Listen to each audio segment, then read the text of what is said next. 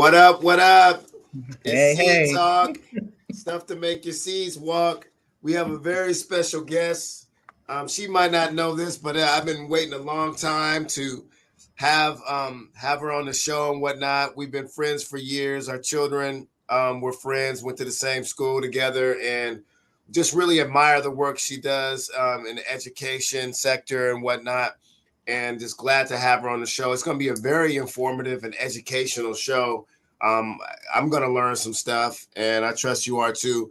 We're just going to talk about education and the whole, schooling process, and just really, do some deep dive. You know how we do on Seed Talk. But before we get started, I want to go ahead and encourage everybody, to donate to Seed Talk. Cash App, Logic I'm in, Venmo, Logic I'm in, at Logic I'm in. My StreamYard subscription is not free, unfortunately. I have the premium package. And so I have to pay monthly. So why not just, go ahead and donate and, we can put the money towards that. But also want to encourage everybody to share this video. And also, if you're watching us on YouTube, to go ahead and subscribe, hit that button and whatnot. We just really trying to do a lot of community building and whatnot, and have some good, wholesome, nutritional, content here. So no fast food content for the most part. We like to have fun still. But I have with no further ado, let's get to our guest. I have a very special guest, Trish Dziko. And why don't you just go ahead and, tell them a little bit about yourself, where you're from. I'm going to learn some stuff from this one because I don't even know where you're from. I don't even know if you're originally from Washington State or whatnot, but go ahead and tell them where you're from, and then we can just jump into the conversation. Well, in a lot of ways, I feel like a Washington State native, Seattle specifically, but I'm a Jersey girl. I grew up on the shore, Belmar, New Jersey. Stayed there pretty much until I turned 22, graduated college, went to Monmouth College in Long Branch, which was about a 20-minute drive from my house.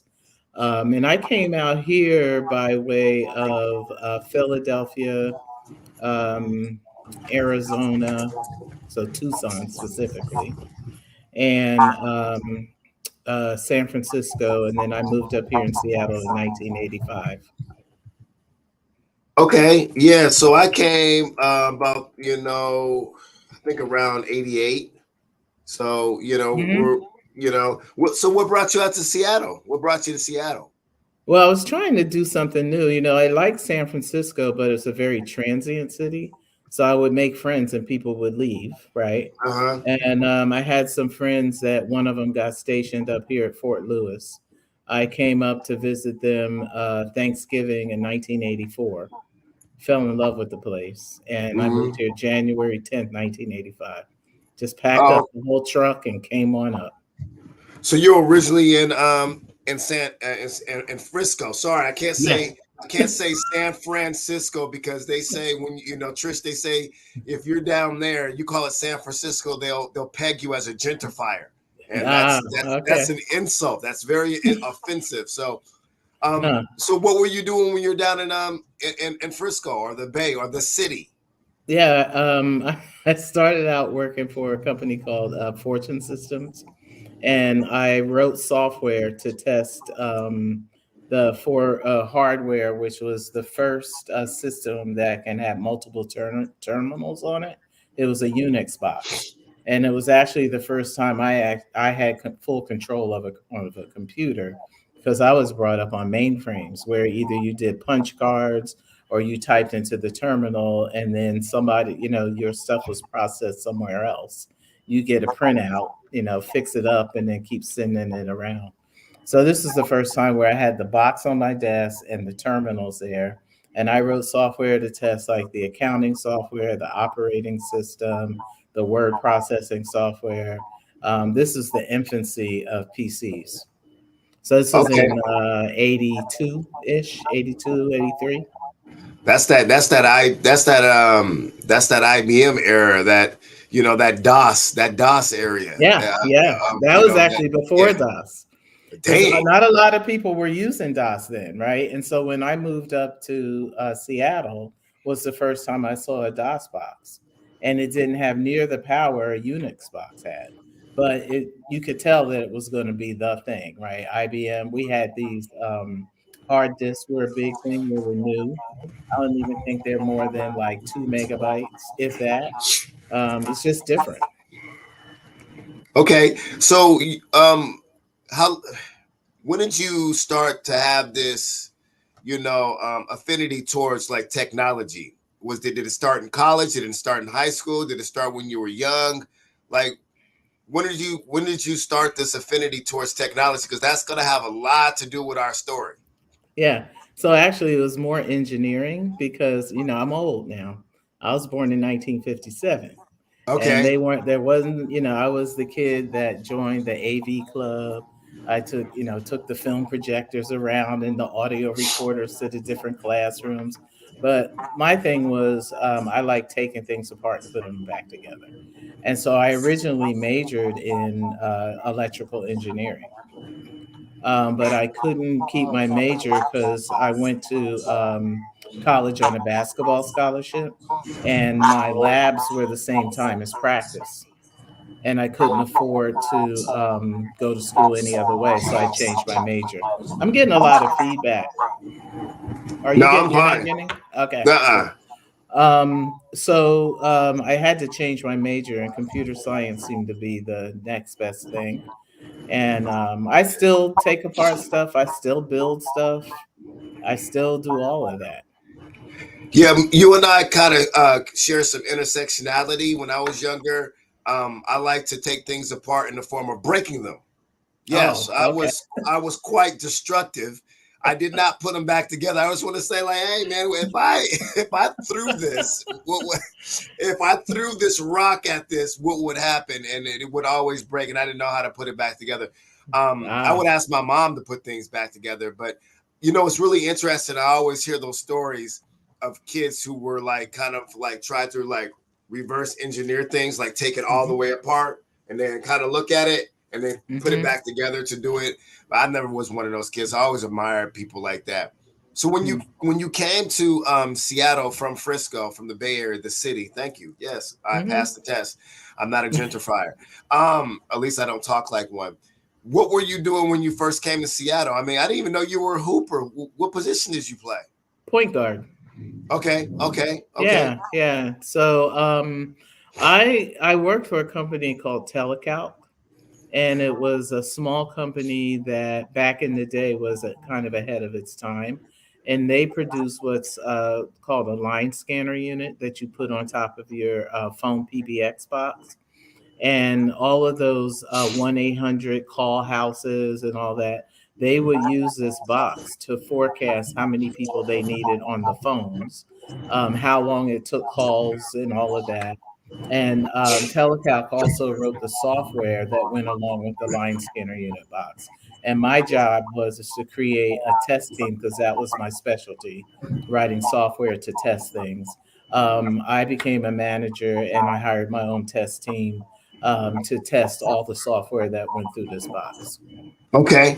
And so by the time you came to Seattle, like were you in Seattle proper or were you kind of just like on the fringes? Because people be like, I live in Seattle, but they really be in Bellevue and Kent and No, I Everett. was in the CD, man. I was on the corner of Union and Martin Luther King, Okay. right across from Rogers Thriftway. So I think this might have a little bit to do with our story. If I remember correctly, what was Microsoft like at that time? Microsoft was known as the Velvet Sweatshop. It was a Mm. place where people worked all night. And, at that point, they weren't public. They worked really, really hard. And it was some people didn't like it. And in fact, there were a group of them that came to work for Telecalc because they were kind of defecting from Microsoft.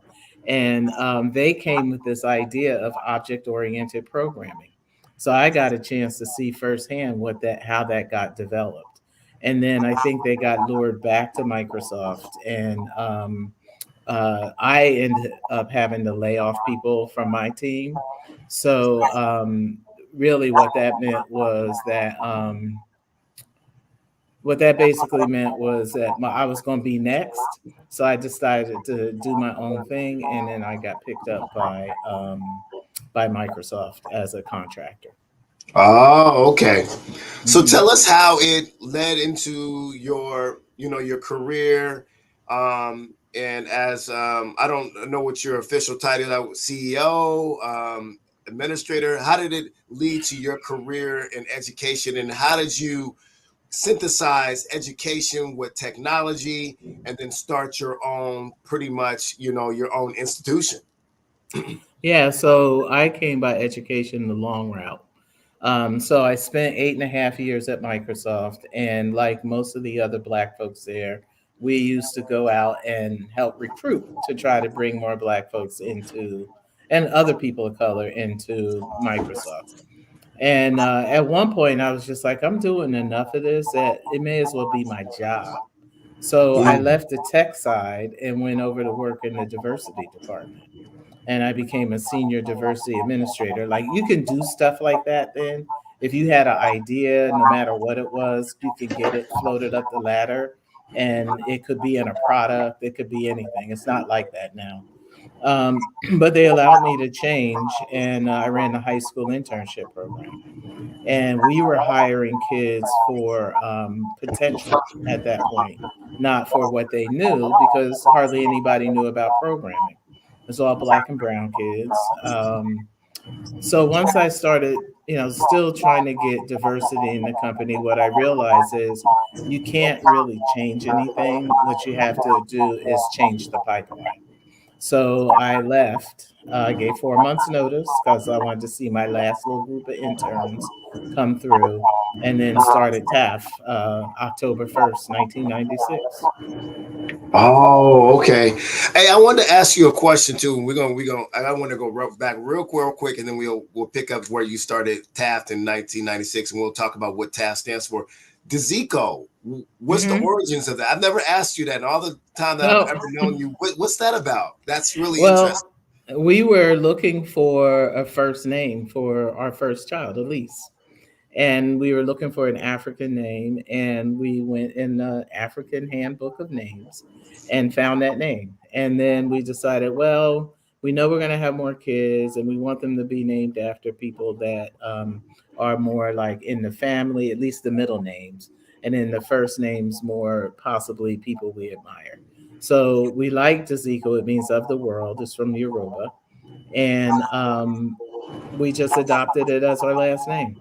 Oh, that's awesome. Yeah, Awesome. yeah. Man, I wish I had an applause thing. I would be pressing it right now. And I remember your children's name. One is Langston, right? Langston, yeah, Yeah. Um yeah, but I'm a big supporter of Yoruba. I think that yeah. if a lot of Black folks, particularly in America, really adopted the value system of Yoruba Hmm. and the principles, it will really, really address a lot of our unique, wounds that we have, and trauma that Yes, we have. It answers a lot of our questions. You know what I'm yes, saying, around yeah. so many things, around um, respect for our elders, respect for our children, gender roles, or Hmm. not complementary duality. Yoruba is a beautiful, beautiful way of life and spirituality. I just had to say that every time Yeah, someone yeah. mentions Ifa or Yoruba or African Hmm. spiritual systems, I always have to put that little bit in there. So Yeah, yeah, TAF, tell us about TAF. 1996. What does TAF yeah. stand for, and Hmm. what became TAF's initial mission statement as it Hmm. launched? So it stands for Technology Access Foundation, and it was really simple to bring technology to communities of color. And we started with What I Knew, which was working with high school kids. And we created the Technical Teens Internship Program, which got launched in 97. And the idea was the kids would come to us, up to 40 kids, 20 each cohort, and or each class, and they would come to our space in Columbia City 2 days a week, 3 hours each time, and they would get networking, um, web development, programming, and media production training, and along with job readiness training and college readiness. And then at the end of the school year, they did this for 8 months. So that's a big commitment when you think about it for a high schooler. At the end of the school year, they would interview for paid summer internships. And then they would do their internships. After they were done, we would give them $1,000 toward higher education. And then they come back another year until they graduated. So that first year was like a breath of things. And then they settled on what they thought they would like to do. So we had a pretty even split between programming and network engineering, and web development. Not so much media production, but we had a decent sized group for that. So we did that for 10 years, and 7 years in, well, we also started working our way back. We are like, we're building a pipeline for corporations, but we're not building a pipeline for ourselves. So we started with middle school kids, then worked our way down to elementary school. And in fact, Elise was one of the first of seven, the little seven kids that were in our kindergarten class. And it was pretty funny. They were quite cute. Um, but in 2004, we started noticing that a lot of our kids, particularly our Black and Latino kids, were not able to major in computer science and engineering because they were in the wrong math track in high school. And so we started thinking about, okay, how do we impact that? And the only way we could think of it was to build an academic model where we controlled everything that they learned and to make it a public school in partnership with the public school district. So we spent 2 years building a model that we call STEM by Taft. And we, in 2008, opened the only public school in Washington state that is co managed by a nonprofit and a school district. And we did it with Federal Way Public Schools. Awesome, awesome. Yeah. So, when people are hearing this story, Hmm. first thing that comes to mind, we talk about, for me, I think about Black folks just reclaiming their education. And that was one of the pivotal things that really contributed, our oppression as a people. Yeah. A lot of goes into education. Even if we're talking about religion, that's still, a form of education. Hmm. And education has always been used as a mechanism, along with other physical, hardships to really keep us down. And I think Hmm. about people like Umar Johnson. I don't know if you're familiar with Umar Johnson. He had been saying for Hmm. years, okay, start his own school. So a lot of Hmm. people might be watching this, especially if they're Black, because Umar Johnson been trying to start his own school. I think he, got a couple of buildings, but people were saying he was, ripping people off by crowdfunding and like, where's the school? Where's the school? It's taking them years Ah. and years. So my question to you is, how did you generate the capital to Hmm. actually create and sustain a school? Now you're going strong. It's been over a decade now. Hmm. How did you, develop and maintain that capital to have a, highly functioning school? Well, one of the smartest things we did was partner with the public school. Right. So the most expensive part, besides salaries of running a school, are all the operations, the building, the reporting to the state, all of all the furnishings, all that kind of stuff. Transportation is expensive. So by us partnering with the school, we each contributed our best toward kids. So we brought in the academic model and they brought in all the operations, and together we kind of made our way through.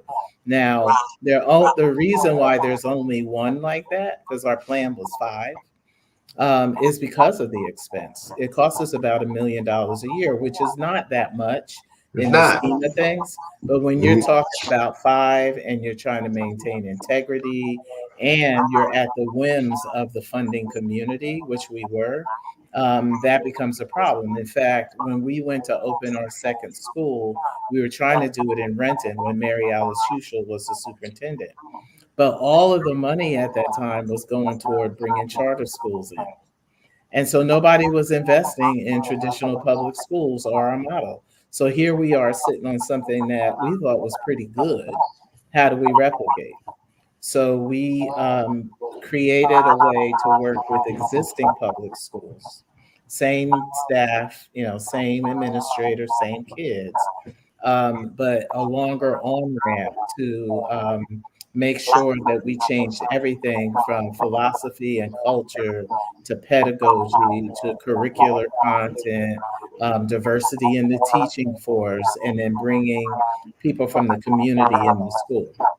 That's a lot harder when you don't Yeah. start from scratch, right? Much harder. Um, yeah. So, how did you know how to do all this? Like, do you? I Oh, mean, are you like just like the? I mean, in all seriousness, I'm not trying to like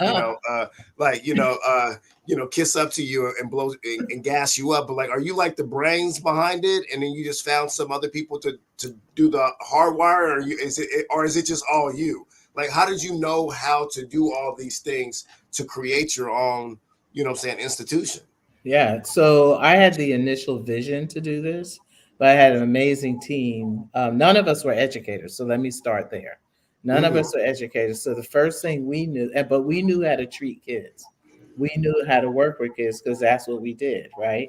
So the first thing we had to do was to find educators that were innovative and willing to work with us. So we worked with a couple folks, high school principals. We went to Seattle U and worked with a couple of folks out of the College of Ed. We went to OSPI to get intelligence on special education and ELL. And then we went to different schools around the country that were started by nonprofits just to see what that transition was like. And it took us 2 years. And now that I think about it and I tell people this story, I probably wouldn't have taken as long because about, I would say, half of what we thought we were going to do, we ended up throwing out. But you do still learn along the way. Um, and then the key for us was finding the right teachers to do this work. That's why it's so much easier when you start from scratch. We brought in some teachers, some were new. Um, some had years and years of experience, and we were kind of worried, like, can you actually transition into this new model? And they turned out to be great, and they turned out to be great mentors for the new teachers coming in. And then from there on, we just learned how to partner with educators. So if you look at our staff now, we are probably three quarters are educators. We mm. have some PhDs, we have curriculum people, we have instructional coaches, we have a little bit of everybody now. When you're talking about opening up a school, we talk about public, charter, and private. I mean, why did you choose to? I think you said the reason why you chose to go the public school route just to to mitigate some of the expenses and whatnot.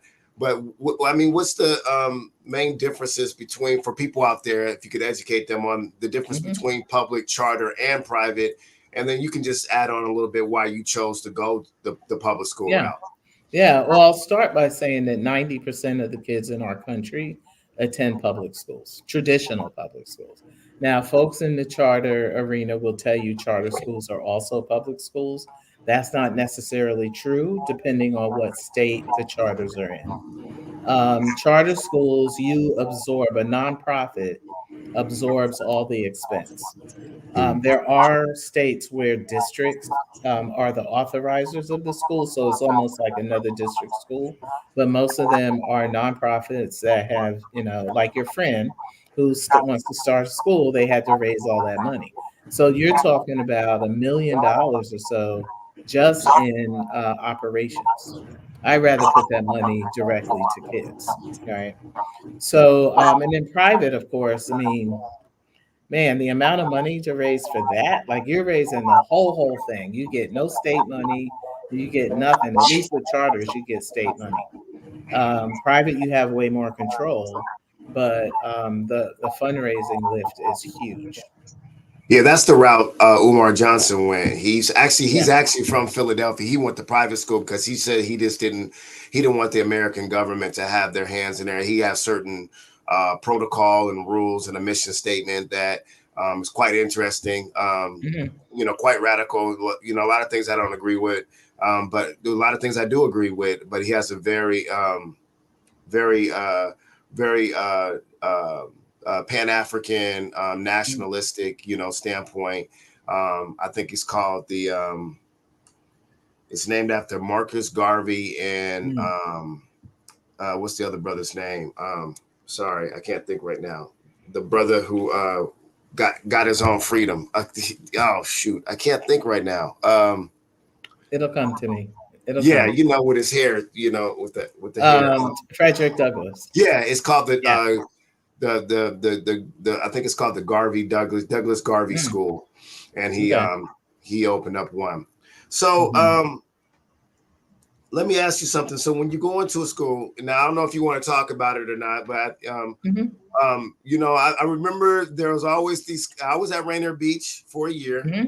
I Hmm. was there, and Uh-huh. it felt like for a while they were always trying to shut down Rainier Beach, Hmm. and the numbers were dwindling. When I was there, there were probably anywhere from 250 to 300 kids Yeah. enrolled there. Uh-huh. 30% were special ed when I was the principal intern and the dean of students. And years prior to that, they were trying to, and I actually did my principal internship doing a co-principalship there. Mm. With Robert Gary and Lisa Escobar were there, but it Uh-huh. went through a lot of hardships, and they always tried to shut it down. And rumor has it they were always close to shutting it down. Then out of the woodwork, a lot of people didn't know there's a lot of European and white Jews that were our alumni. Say, hey, you're not shutting down Rainier Beach. But I Right. always thought they should have shut it down Hmm. and just gutted it and Yeah. started all over and shut it down for maybe a year or two and just Hmm. rehired, because hiring is very important. Yes. And just because it became like almost a dumping ground for teachers and students. It was almost Yes. like a high functioning alternative school. And I Hmm. remember Hmm. during those times, you were one of the people who stepped up to the plate and was like, "Hey, man, let me help out with this." And Yeah. the community was just like, "No, we don't trust what you guys are doing. We think that you're gonna, take over our school and take our school from what honors did."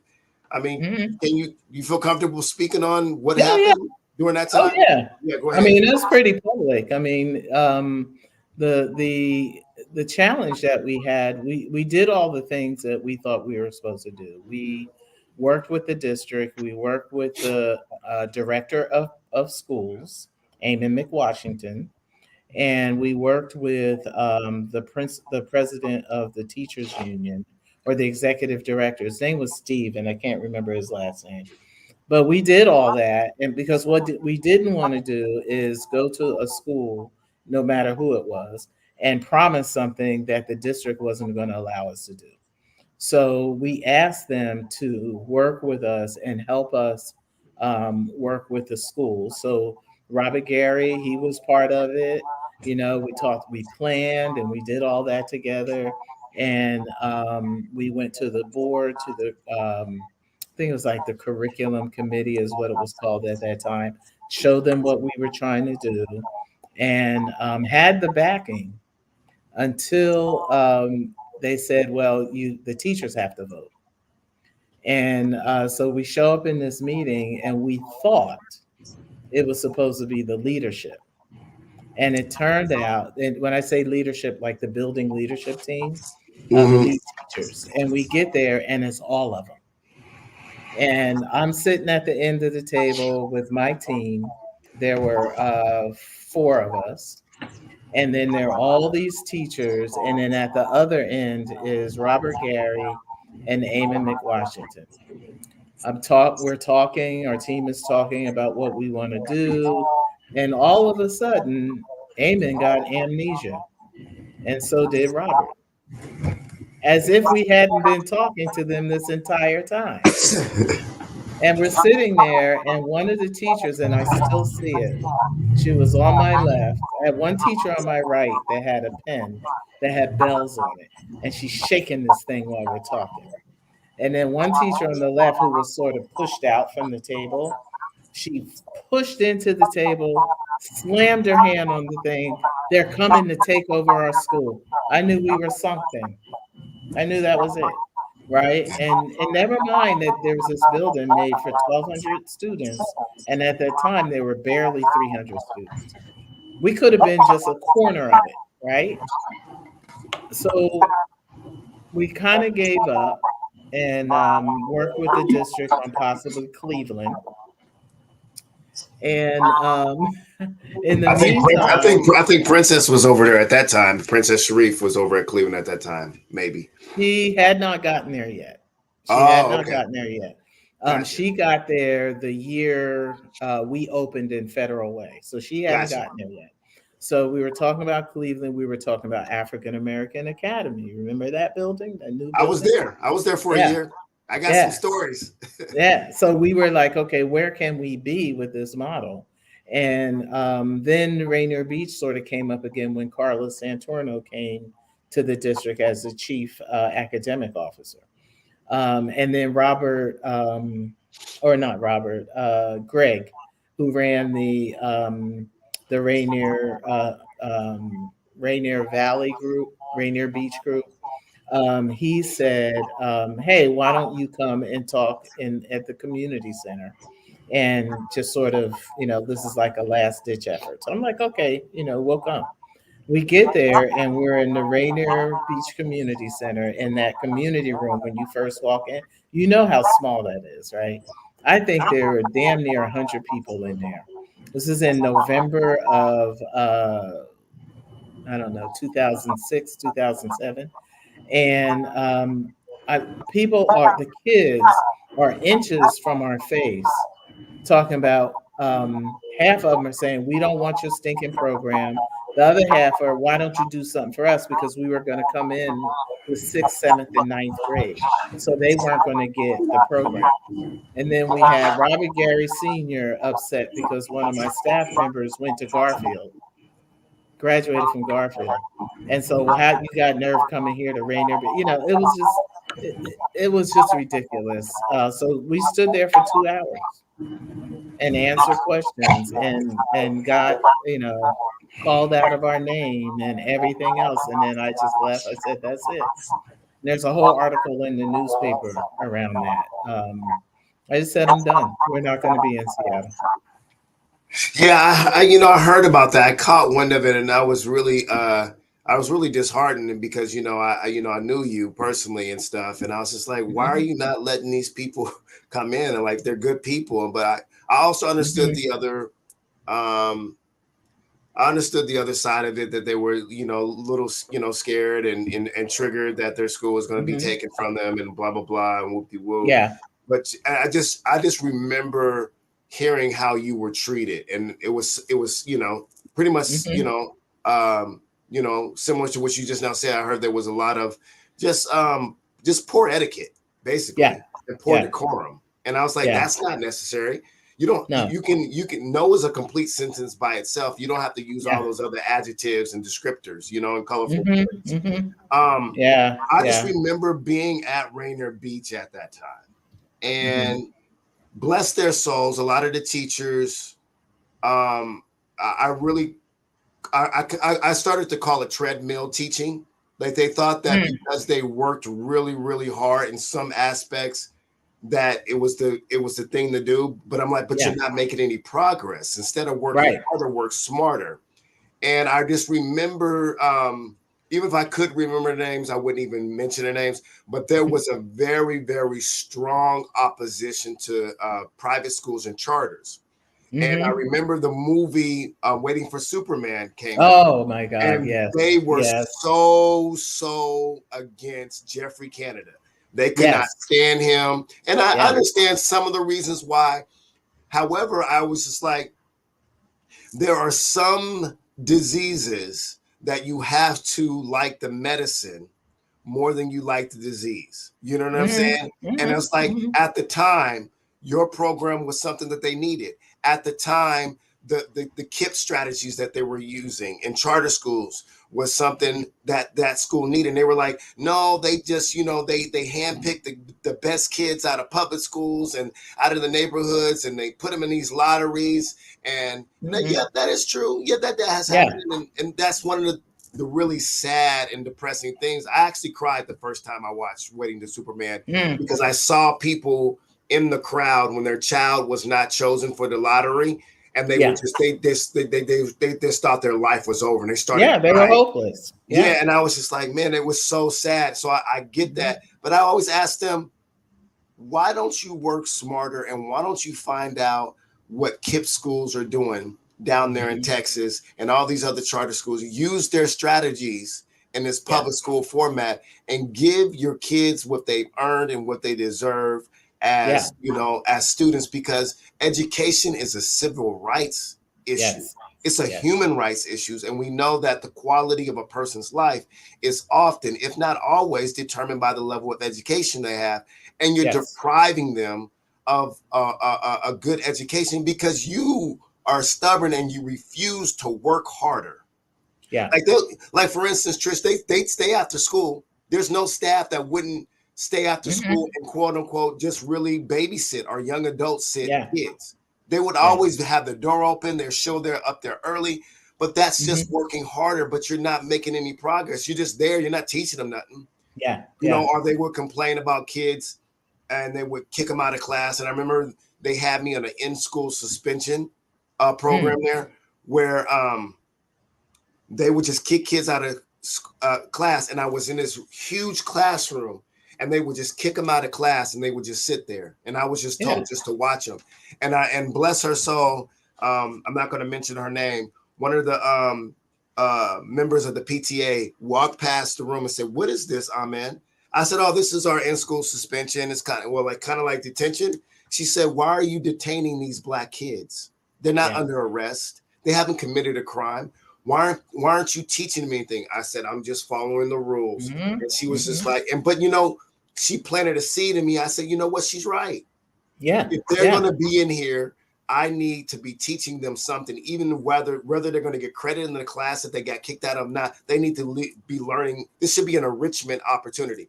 So that's Yeah. when I started Yeah. putting things on a wall, put quotes on the wall. I started, photocopying and stuff. I said at bare minimum, they're going to have a photocopy curriculum, and I'm just gonna. Yeah. And I took, some books that I had, and I started photocopying and stuff like that, and I wrote some questions to them so they could be working while they were there. Yeah. Yeah. They wanted to Yeah. punish them. You know what I'm saying? Yeah. So it was kind of like they were doing contradictory things.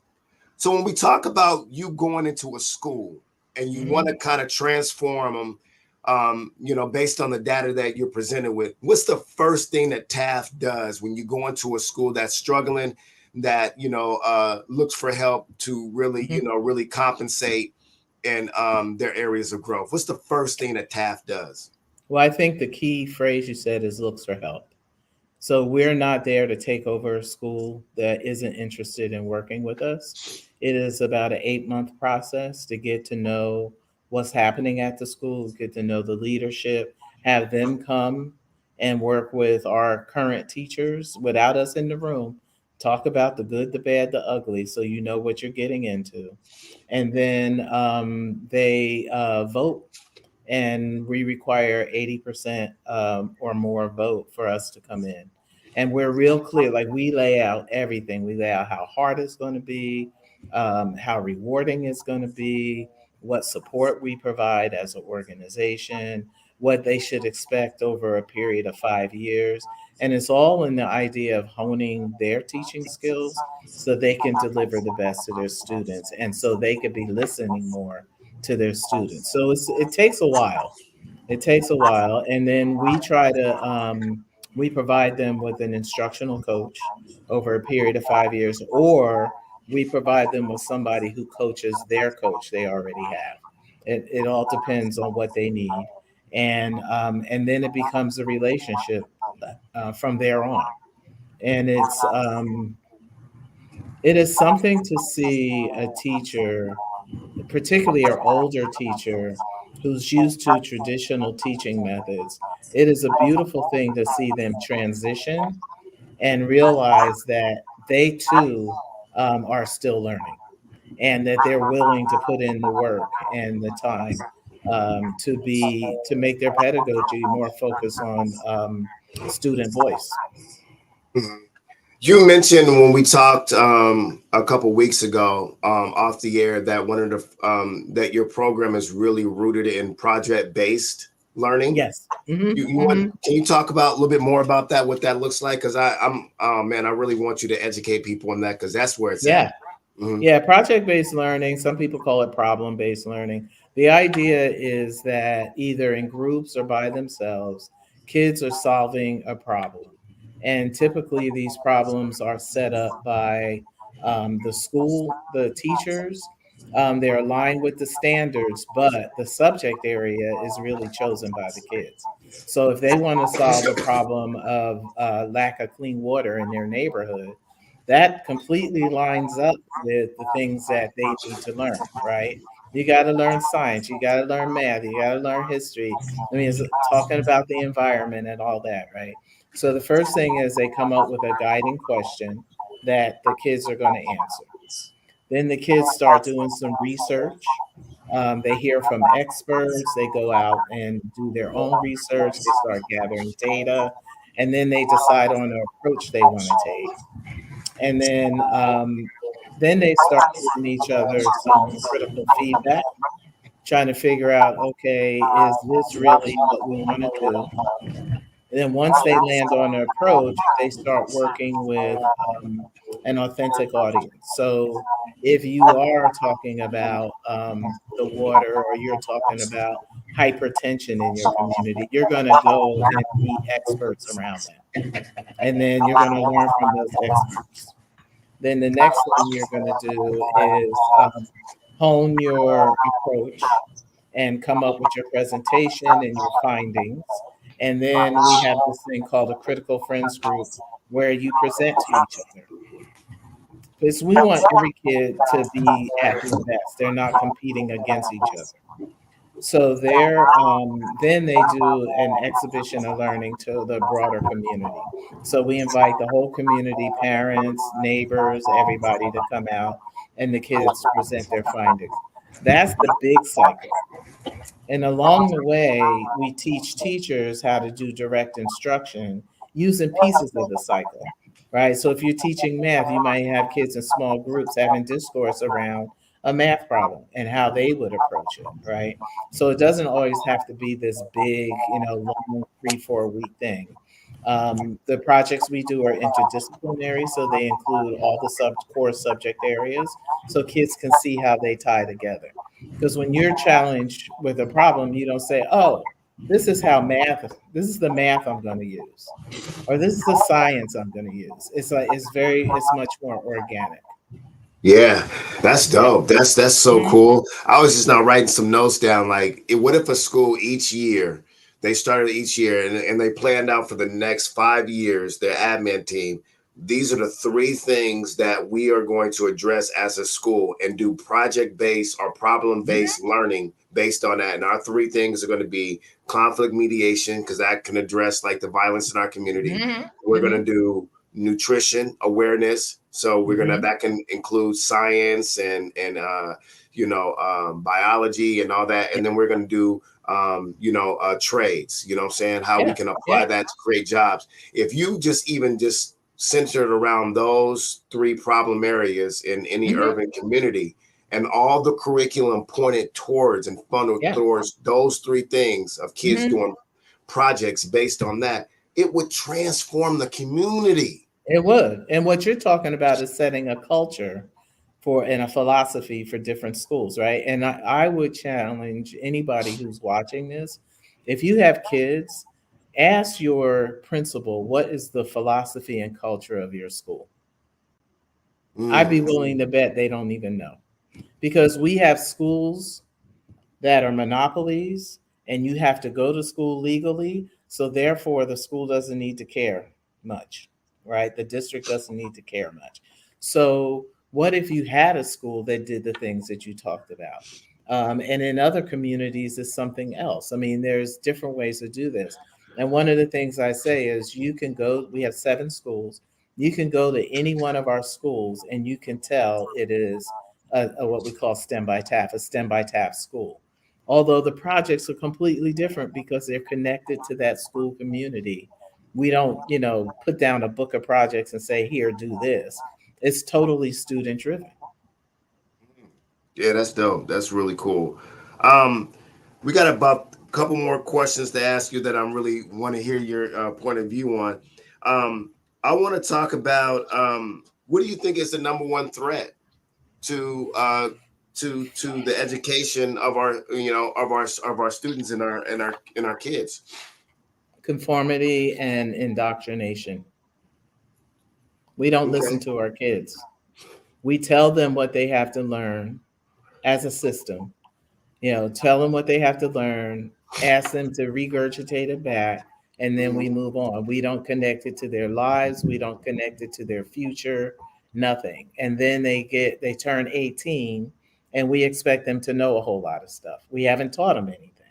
So I think indoctrination and conformity is really number one.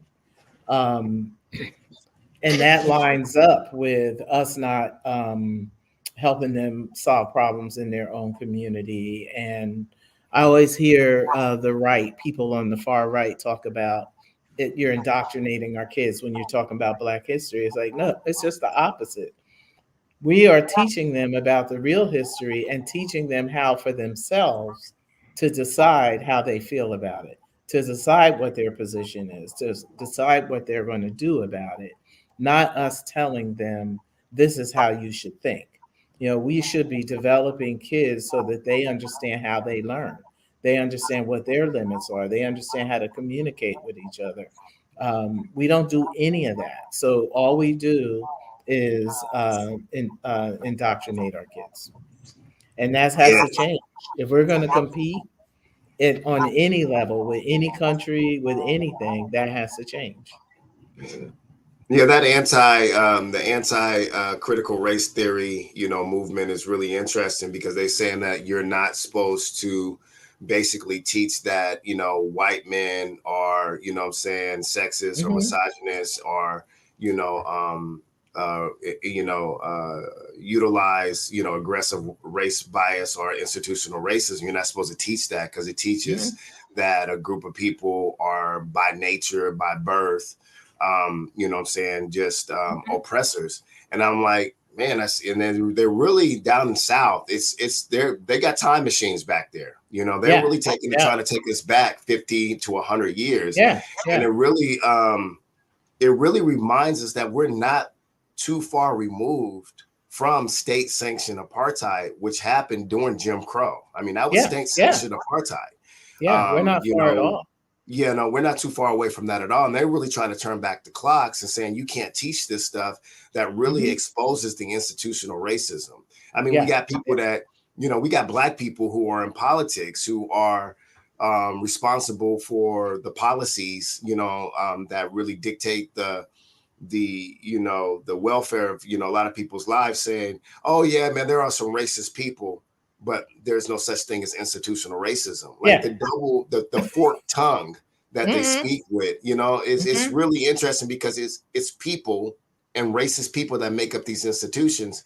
And I Yeah. always ask people, say, oh, we can't teach institutional racism, but you're not willing to change your constitution that says I'm 3/5 of a human being.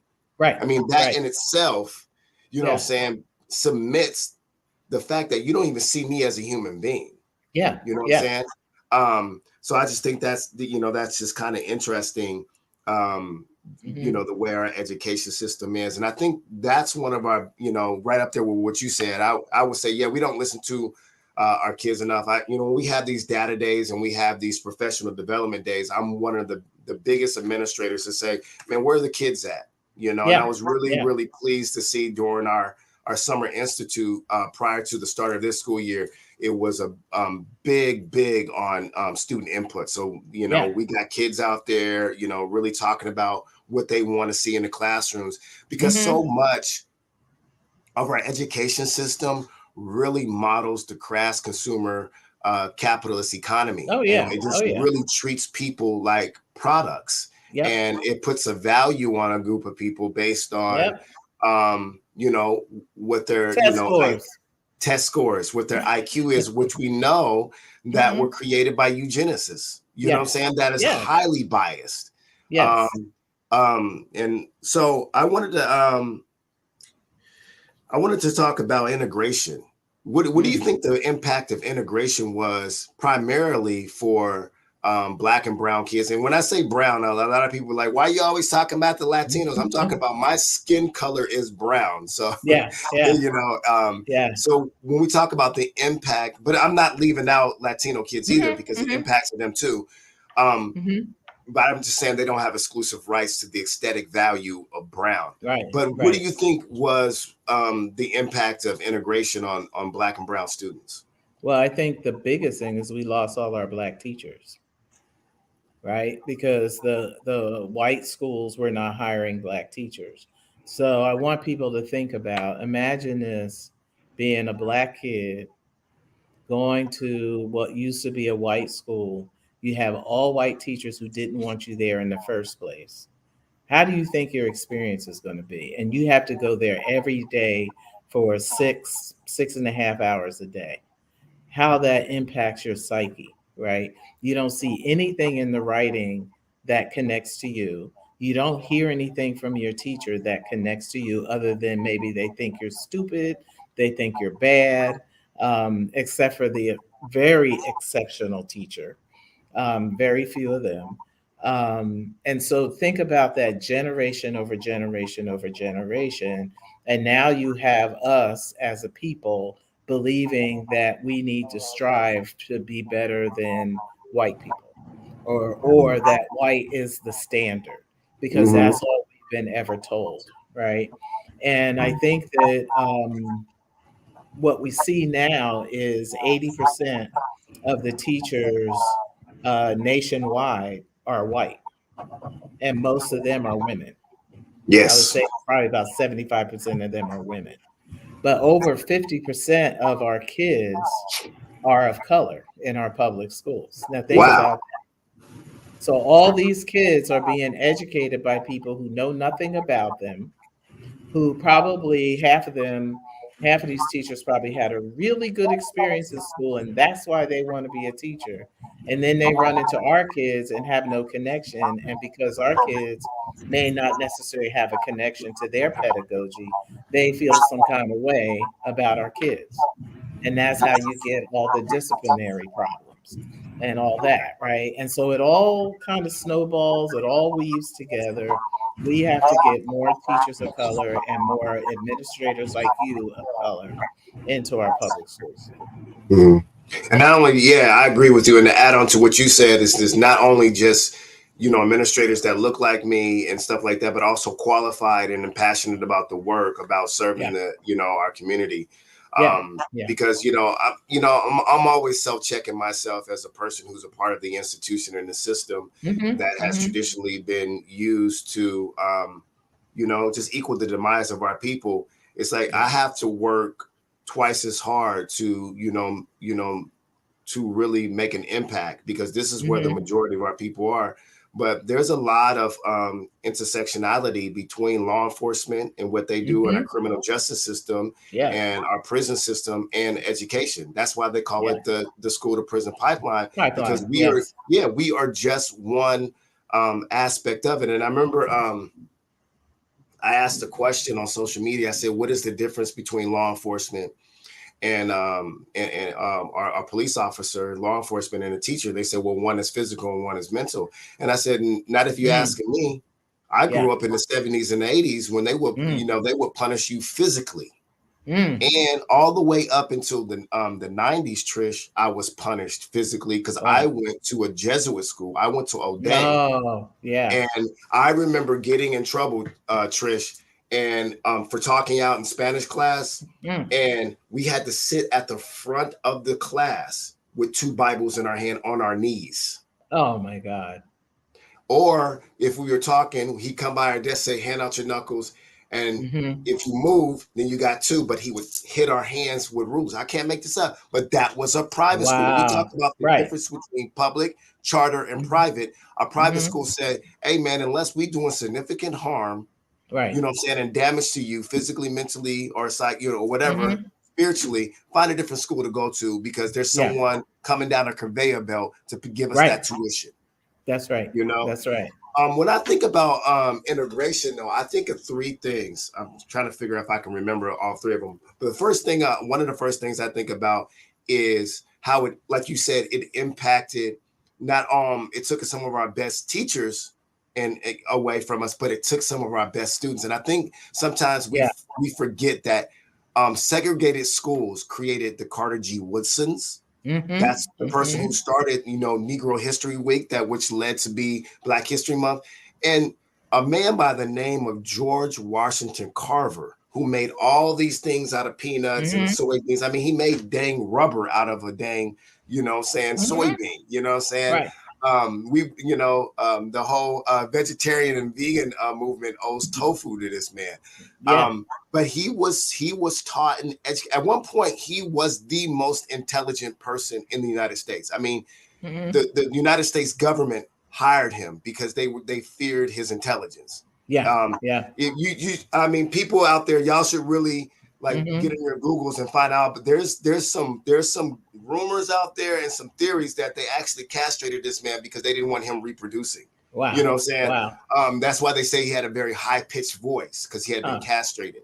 But Wow. I think about that. But he was raised and taught in segregated schools by Black Mm-hmm. teachers. And I Yeah. also think about number two, I think about the intersectionality that integration and special education share. Yes. Like Yeah. there's a strong correlation. If not, that is Mm-hmm. the reason why they created special education Oh on yeah. both Yeah. on Yeah. both ends because of integration. Now, a lot of people don't understand special education is also for highly gifted kids too. That's right. But I But was we're on the other hardly ever on that end. They never count us on that end. Yeah. exactly. I was on Yeah. the other spectrum on that, and that's a whole different episode. But I was actually in special ed classes. You know what I'm saying? Mm-hmm. Now I was misunderstood and misdiagnosed, but at some time it all becomes the same when you're in a classroom with a That's person right. with, what I'm saying, a Down syndrome, hearing or sight Mm-hmm. impaired, Yeah. multiple personalities, bipolar, Yeah. the kids who have Asperger's or high functioning autism. Like you Mm-hmm. start to really be like, my skills diminished really, really a lot in science and math because that wasn't the emphasis. And Yeah. I would Yeah. argue, as a person who was the recipient of that education, I think it was designed. Yeah. I think it was intentional. The reason why they kicked me out of school and out of Mm-hmm. class because they said I had a learning disability, but they never ever said they had a teaching disability. Right. And the Right. last thing I think about when I think about education, integration, is the Kenneth Clark study with the white Mm. dolls. And when Oh he put yeah. them in Yeah. front of the black kids and said, which one is more Yeah. intelligent, which one is more beautiful. And time again, Mm-hmm. he's got to say Mm-hmm. overwhelmingly, the black kids pointed to the white dolls. And Yeah. I'm like, God dang. Yeah. It's everywhere though, right? It doesn't matter. It's almost osmosis, right? When you there is that thing that when you Google pretty woman, it's all white women, right? It's like that kind of stuff. It's who you see on the magazines, it's who you see held up as the smart scientists, and um where we're held up as the entertainers and the athletes, never to be, one on the other side, unless it's, there's some unique unicorn or something like that. And we have all these brilliant people who don't see themselves as brilliant because they've never, even though their families have told them they're brilliant, the moment they step outside that door, society doesn't say that, right? Yeah, And now you don't even have to step out your door because you're on your device and you see it all the time. yeah, And it's just very difficult. I think very hard to grow up in this day and age, and you see all these people around you making money and doing all this, and you have that same skill, but you're never going to have somebody come and invest in you because of the color of your skin. yeah. You know what? I thought about this for decades. I really wouldn't have a problem with them emphasizing that we're the entertainers and the athletes and things of that nature, Hmm. and the musicians, if they just did one simple thing and they drew the correlation and the connection that you have to be an extremely high functioning scholar and Yes. intellectual to like do the footwork in certain sports. That's Hmm. mathematics. Yes. I'm a musician myself. That's mathematics. Some of Mathematics. my Yeah. best friends are musicians, and the way they break things down and they explain to me, it's like, Hmm. 120 BPMs. My brother, Vitamin D, who was one of my mentors, he said 120 BPMs is really 60 BPMs. It's just, it's Hmm. just double timed. And I'm like, Right. wow. You Yeah. know what I'm Yeah. saying? So I wouldn't have a problem in the amount of memorization, Hmm. the amount of um, high functioning literary devices you use in Yes. acting and in rap, Yes. like Yep. from homonyms to synonyms to Hmm. adjectives and stuff. that goes into like, you know, being a musician or a rapper or Hmm. a performing artist. It's amazing. But Yeah. we don't never get credit for things like that. We just No, say, because you know, it's you're not just getting Shakespeare. yeah. Okay, so we're rounding down, and now here's my big question. If Hmm. you had, this has been an awesome conversation. We have to do a part Yeah, two but one time, and yeah, maybe yeah, have a panel or something. This is I'm yeah. nerding out. I'm blurting out to this. Um, if we gave you a revolutionary magic wand, what are the three things you would do to revolutionize American education? These are going to sound really mundane, for lack of a better word, and really bland. But I think you don't have to have something super exciting. So the first thing is I would prioritize teacher professional development, particularly around racial equity and liberatory pedagogy. Those are huge because everything goes through teachers. They are the ones touching our kids. If we don't do that, it doesn't matter what we wrap around a school. The other one is I would implement an authentic learning assessment system instead of state tests. I would figure out a way to assess kids on what they can do as well as what they know, but in a more organic way. Basically, test what you teach, right? And then I would eliminate academic segregation Hmm. within schools. I would integrate kids based off of ability instead of segregating them. Would you say like special ed is a form of segregation? I think in some ways you need special ed services, some kids do, but you don't need, some of them need like speech therapy, right? So I'm not getting speech therapy 6.5 hours a day. Why am I not in with another class, right? As a parent of a child who was rightfully categorized as special ed, for me, she learned the most when she was in Montessori with everybody else. She learned the least when she was pulled out. So, and then as a professional, I see it. I see that kids see, oh, I can do this too. And then the kids who are not in special ed, they see, oh, look what they can do. So you don't have that stigma, right? And then if I need to get pulled out to work on a particular part of the lesson, maybe one of my assistants comes in, assistant teachers comes in, or I spend a half a period or a period with other kids to kind of get in my groove. And if you make it normalized, it doesn't look like I'm punished. But if you Yeah. completely segregate me, it looks like, oh, I'm not as good as those kids over there. Yeah.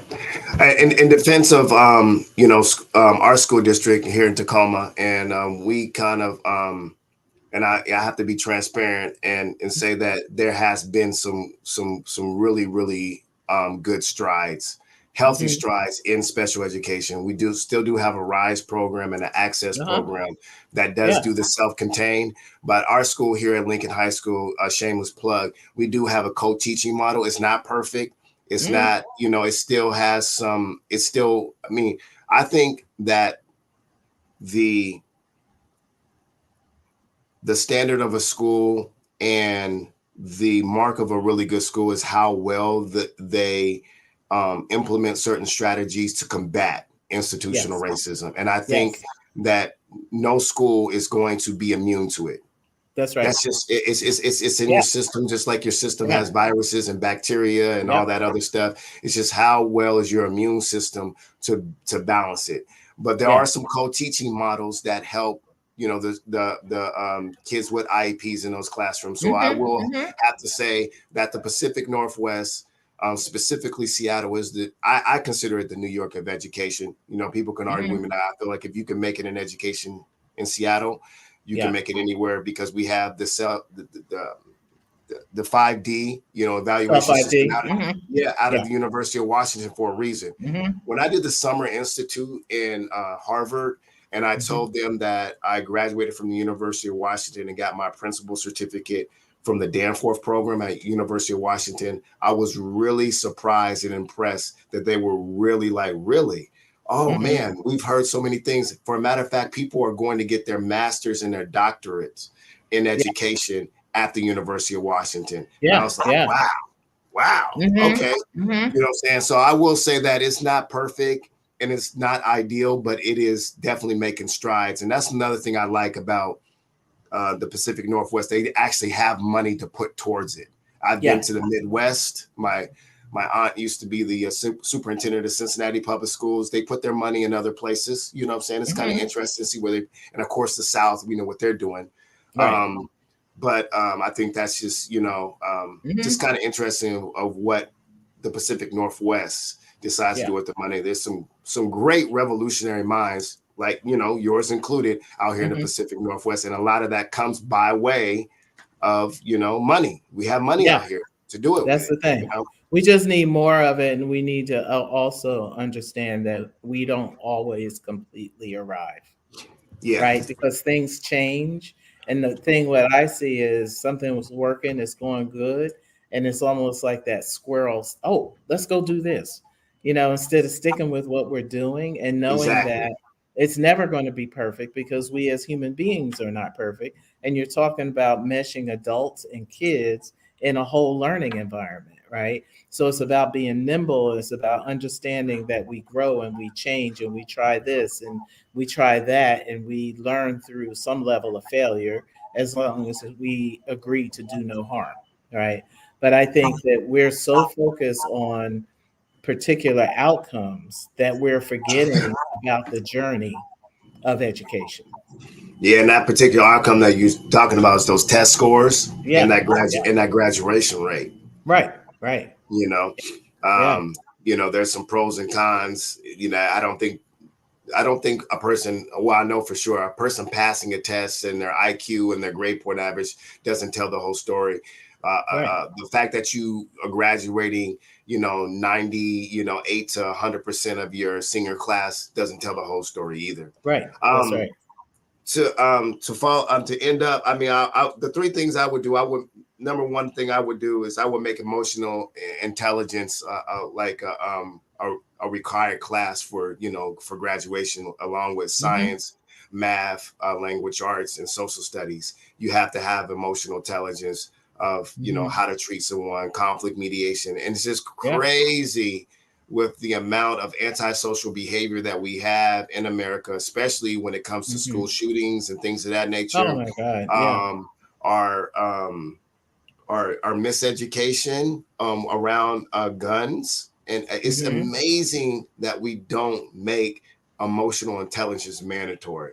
And it's different. It's different, and we really need it nowadays when there's so much research around how much social media can just change people's moods, make them suicidal, like that. Eating disorders and all that over a like or a view.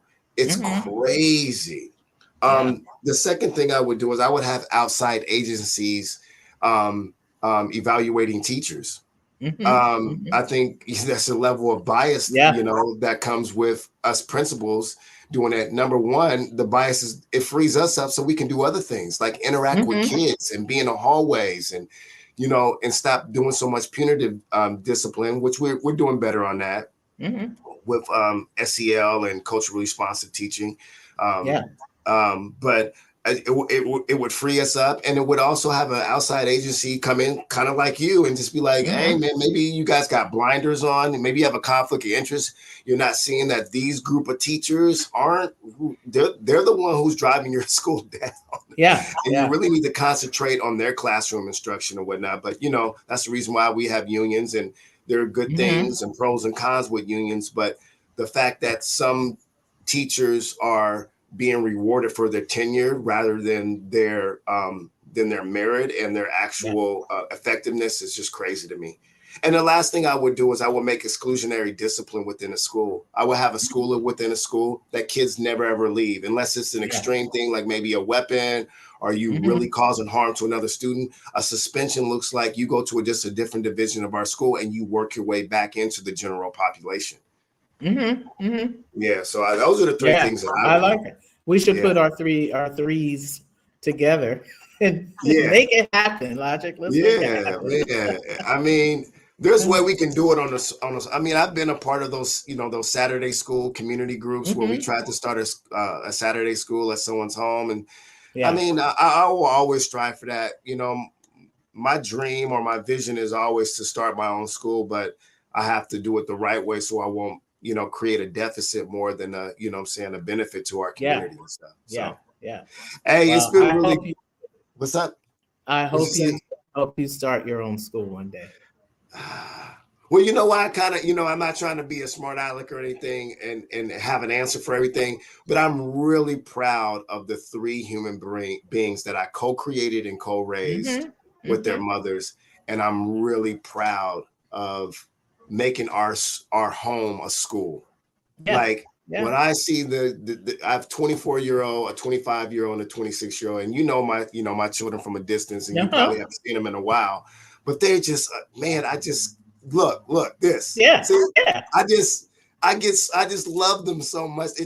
They're just awesome human beings. yeah. Just really, really cool human beings. And I feel that way about the majority of kids here Hmm. at Lincoln High School. Like you say, hi, how you doing? They'd be like, I'm doing fine. And how you doing today? I'm like, Right, wow, you guys are right, trying to get right. that COVID out of your system, like that antisocial behavior. But I think Hmm. that yes, I do want to shoot for that. I do want to do some online stuff using technology to create my own school, start small Hmm. and scale up. But Yeah. until then, I'm just incredibly proud and Hmm. impressed with, the three children that I co-raised and co-created. So yeah. Yeah, yeah. Well, when you're ready, pick up the phone, Yeah. call me. Yeah. I'll be happy to be on your team. Yeah. So let's talk about that before we jump off. What's up? Is TAF hiring? Are y'all looking for new talent? How can they find you? How can they get a hold of you? What's up? Yeah, we're all full right now. We only add 3 school partners per year. So our focus right now is getting our next 3 partners for fall 24. But go to our website, techaccess.org, and go to the career section because you just never know. We pay well, our benefits are great, our culture is great, and we're always, when we have openings, we go wide. We don't hire people just to hire them, right? We try to make sure they fit well and they have that core mission in themselves that we our North Star are our children. And no matter what you do at TAF, from the finances to being in the classroom, you have an impact on the children. Yeah, so that's right there. www.techaccess.org. If you want Yeah. more information about what Sister Dziko has got going on, if you want to find more information how you can get engaged, I don't know if they have volunteer. Oh yeah. Oh yeah. Okay, cool. Yeah. Maybe you Volunteer, want to. share your talent. I mean, we do project-based learning, right? So we're always looking for experts to come in and share with our kids. We're Yeah, always looking for places for our kids to go. So it's a give and take here. So it doesn't matter what you do, there is a fit somewhere. yeah, awesome. Yeah. So make sure you guys get connect with us. It's been Seed Talk. Make sure that you guys are and everybody out there is sharing and commenting. Make sure if you feel it in your heart to donate to Seed Talk, and we'll see you next time. It's been Seed Talk. Peace.